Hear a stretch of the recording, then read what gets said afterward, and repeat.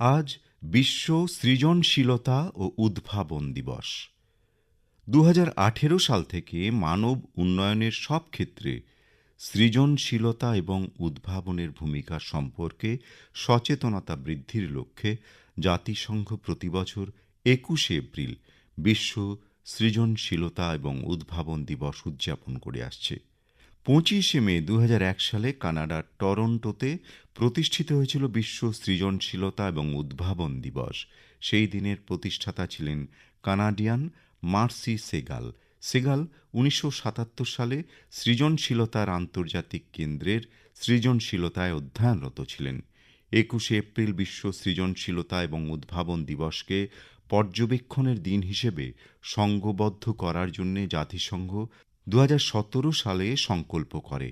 Canada in creativity crisis শীর্ষক শিরোনামটি যখন জাতীয় পোস্টে উপস্থিত হয়েছিল, তখন মার্সি বিশ্ব সৃজনশীলতা এবং উদ্ভাবন দিবস উদযাপন করার সিদ্ধান্ত নিয়েছিলেন।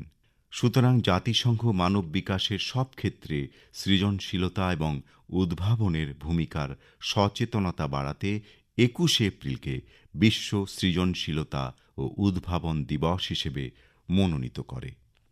আজ বিশ্ব সৃজনশীলতা এবং উদ্ভাবন দিবস।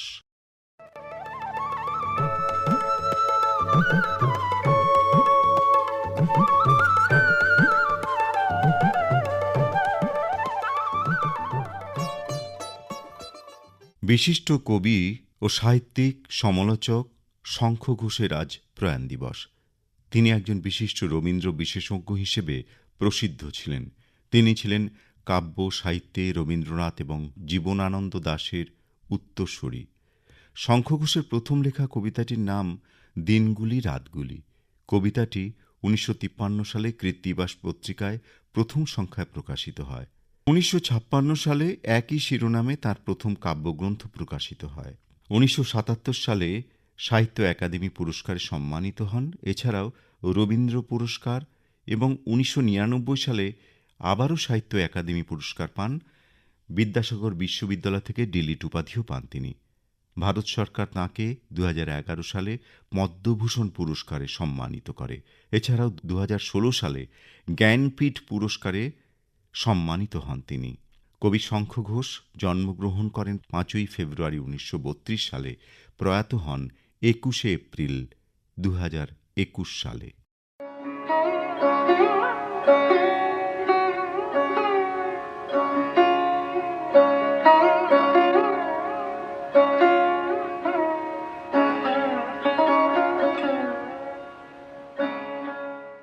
চলে আসি প্রত্যুষার এ মাসের চিঠির বিষয়। প্রত্যুষার এ মাস অর্থাৎ এপ্রিল মাসের চিঠির বিষয় টাচস্ক্রিন জীবনে বাঙালির পাঁজি। এ নিয়ে চিঠি লিখেছেন তিমির বন্দ্যোপাধ্যায়, হাকিমপাড়া, জলপাইগুড়ি থেকে। বর্তমান ডিজিটাল যুগে এক হাতের ঘষায় পৃথিবী, তাই হাতের লেখা, বই পড়া এগুলো সব বন্ধ হবার পথে। পুরনো সংস্কৃতি বজায় রাখতে পাঁজির উপকারিতা অনস্বীকার্য। পয়লা বৈশাখ, হালখাতা থেকে শুরু করে চড়ক পুজো পর্যন্ত বাঙালির ১২ মাসে ১৩ পার্বণ। সেগুলোকে শুদ্ধ মতে করতে হলে পঞ্জিকা আবশ্যিক। পুজো পার্বণ, মাঙ্গলিক অনুষ্ঠান ইত্যাদি কাজের সহায়ক হিসেবে বাঙালির পাঁজির তুলনা নেই। নতুন পঞ্জিকা এলে পাতা উল্টিয়ে বাৎসরিক রাশিফল, পূজার দিনক্ষণ দেখে নিতে অনেকেই ভালোবাসেন। এগুলো সবই ইন্টারনেটে পাওয়া যায়। পঞ্জিকার পুরো সংস্করণ হাতের এক ঘষাতেই দেখা যায়। আবার মোবাইলে কোনো শুভ অনুষ্ঠানের দিনক্ষণ দেখে মানুষের তৃপ্তি আসে না, একবার পঞ্জিকা না দেখা অবধি। কবে অমাবস্যা, পূর্ণিমা, একাদশী, দুর্গাপুজোর নির্ঘণ্ট, অম্বুবচীর প্রবৃত্তি নিবৃত্তি ইত্যাদি তিথি, নক্ষত্র, রাশিফল, কোন দিনটি শুভ, সমস্ত প্রশ্নের উত্তর পেতে পঞ্জিকাই ভরসা। বর্তমান প্রজন্মের কাছে পাঁজি দেখাই মানে সময় নষ্ট করা। ইন্টারনেটের দ্বারা বিবাহের তারিখ, লগ্ন, শুভক্ষণ ইত্যাদি বেছে নিয়ে সেই কাজগুলো সম্পন্ন করা তেমনভাবে আজও প্রচলন হয়নি। টাচ স্ক্রিনের যুগেও অনেক ডাক্তার, ইঞ্জিনিয়ার, বৈজ্ঞানিক, জ্যোতিষীরা পঞ্জিকা দেখে তাঁদের কাজের শুভারম্ভ করেন। জন্মের দিনক্ষণ দেখে কুষ্ঠি, ঠিকুজি তৈরি করতে বাঙালির পাঁজি একমাত্র সহায়ক। টাচ স্ক্রিনে বিজ্ঞান, গবেষণা, আলোচনা ইত্যাদি হতে পারে, তবে জীবনের সেরা মুহূর্ত খুঁজে পেতে পঞ্জিকাই যথাযথ। তাছাড়া পূজা অর্চনাদি, ক্রিয়াকর্মাদি, বিবাহ ইত্যাদি পঞ্জিকার সাহায্য নিয়ে সম্পন্ন করলে মনের শান্তি এবং তৃপ্তি পাওয়া যায়। পুরোহিত মহাশয়রা ধর্মীয় ক্রিয়াকর্মাদি করতে বাঙালির পাঁজিকে গুরুত্ব দেন। টাচস্ক্রিনের দ্বারা পূজা কর্মাদি এখনও তেমনভাবে চালু হয়নি বাঙালিদের মধ্যে। আবার তাৎক্ষণিক কাজ সম্পন্ন করতে টাচস্ক্রিনের প্রয়োজনীয়তা রয়েছে, এটা অস্বীকার করা চলে না। তবে পঞ্জিকা সব থেকে ভালো, এর কোনো বিকল্প নেই। তাই ডিজিটাল যুগে অনেক কিছু ব্রাত্য হলেও নববর্ষের আগে বাঙালির পাঁজির চাহিদা একই রকম থাকবে এটা বলা যায়। লিখেছেন তিমির বন্দ্যোপাধ্যায়, হাকিমপাড়া, জলপাইগুড়ি থেকে।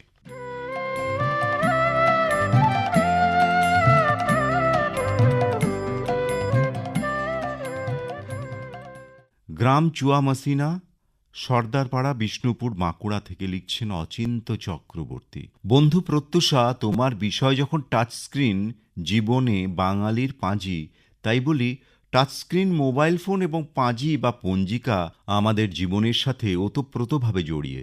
এদের বাদ দিয়ে কিচ্ছু হবে না। এদের বাদ দিলে আমরা অচল, কারণ পাঁজি অতীত থেকে প্রচলিত বিজ্ঞানের যুগেও পাঁজির ব্যবহার অপরিহার্য। পুজো অর্চনা, বিয়ে, উপনয়ন, অন্নপ্রাশন, গৃহপ্রবেশ এহেন অনেক অনুষ্ঠানে পুরোহিত মহাশয় নিত্যসঙ্গী বাঙালির জীবনে পাঁজি। বিজ্ঞান এনে দিয়েছে বেগ, সে নিয়ে আমাদের বিশেষ আবেগ। স্ক্রিন টাচ মোবাইল বাচ্চাদের আধো আধো কথা থেকে বৃদ্ধদের দাঁত পড়ে যাওয়া তোতলা কথা, মানুষদেরও যেন মোবাইল আত্মার আত্মীয়, প্রাণের থেকেও বেশি প্রিয়।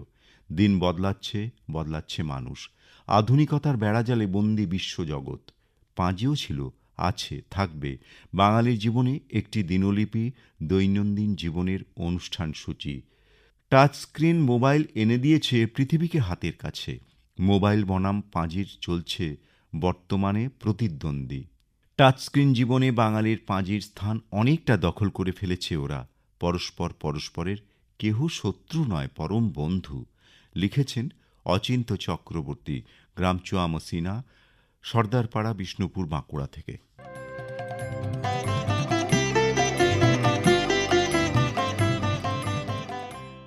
বিনাবল, Sripalli road number 5, post, Siliguri বাজার থেকে লিখছেন টাচস্ক্রিন আমাদের প্রতি মুহূর্তের সঙ্গী।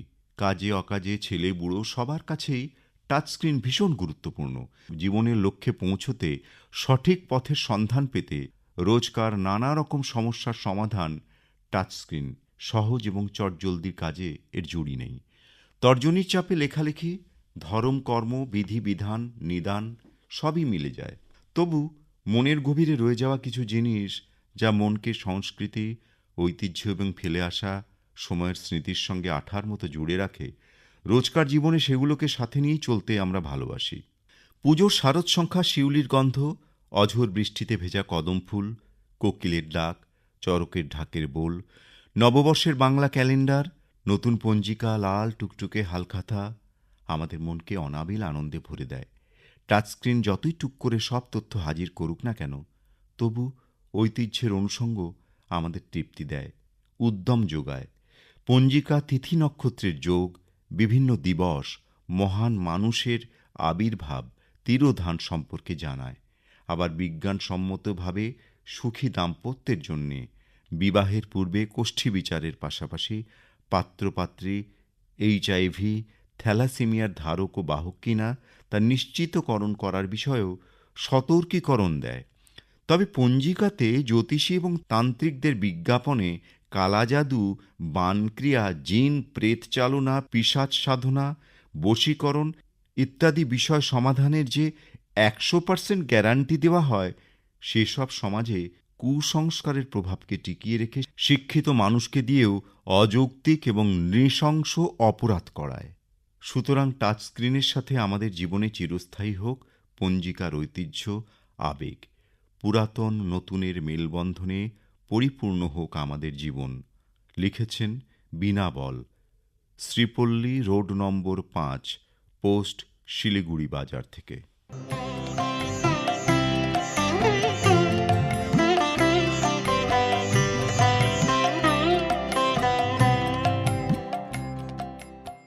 সোনালী মিত্র, প্রেম বাজার, হিজলি, খড়গপুর, পশ্চিম মেদিনীপুর থেকে লিখছেন প্রযুক্তির হাত ধরে আমরা আজ মুঠোফোনের মাধ্যমে পৃথিবীকে যতই মুঠোয় বন্দি করি না কেন, সব ক্ষেত্রে যে সেটা সম্ভব হবে তা আজও আমরা মেনে নিতে পারি না। মানছি টাচস্ক্রিনে আঙুলের স্পর্শে আমার চাওয়া পাওয়ার অনেকটাই পূরণ হয়। তবে বাঙালির ঘরে ঘরে শুভ কাজের সময় নির্ঘণ্টের জন্য একটা পঞ্জিকা বা পাঁজির প্রয়োজনীয়তাকেও অস্বীকার করতে পারি না। সেই বাবা ঠাকুরদার আমল বা তার আগের থেকেও এই পঞ্জিকার ব্যবহার চলে এসেছে। যুগ পাল্টেছে, জীবনের প্রত্যেকটা স্তর প্রতিদিন পাল্টালেও পঞ্জিকার বিকল্প আজও কিছু আছে বলে মনে আসে না। পুজো, বিয়ে, উপনয়ন যে কোনো শুভ কাজের আগে এর ডাক পড়ে। পাঁজি দেখে সময় বের করে সেই সময় অনুযায়ী বিশেষ কাজটি সমাপন হয়। জন্মের সঙ্গে সঙ্গে রাশি নক্ষত্র দেখার জন্যে প্রথমেই ভাবতে হয় শিশুটির কী গণ, কী রাশি, কী নক্ষত্র। সব কিছুই পঞ্জিকার পাতায় পেয়ে যাই। তাই যুগের হাত ধরে টাচস্ক্রিনের আলতো ছোঁয়ায় দুনিয়া থাকুক মুঠিবদ্ধ হয়ে, আর বাঙালির ঘরে ঘরে মুঠোফোনের সঙ্গে পাল্লা দিয়ে পাঁজির প্রয়োজনীয়তাও যুগের পর যুগ ভালো লাগা ও ভালোবাসায় জড়িয়ে থাকুক। প্রিয় সুভাবনার প্রত্যুষা, তুমিও নিশ্চয়ই সেটা চাও। লিখেছেন সোনালী মিত্র, প্রেমবাজার, হিজলি, খড়গপুর, পশ্চিম মেদিনীপুর থেকে।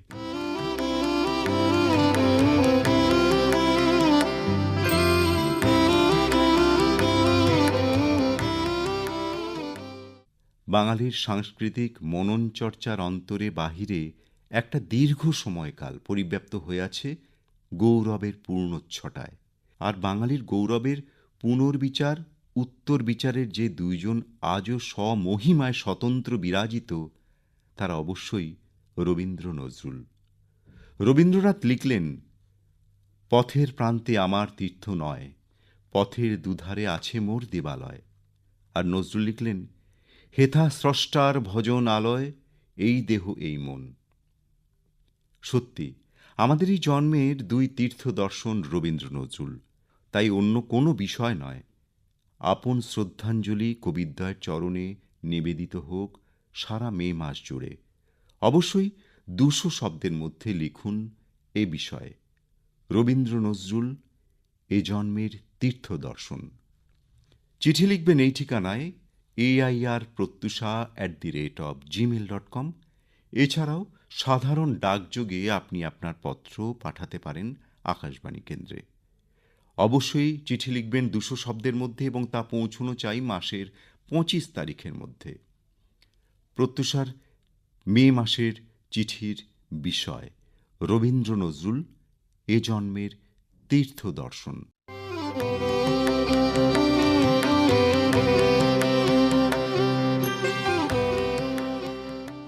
প্রত্যুষার এপ্রিল মাসের চিঠির বিষয় টাচস্ক্রিন জীবনে বাঙালির পাঁজি।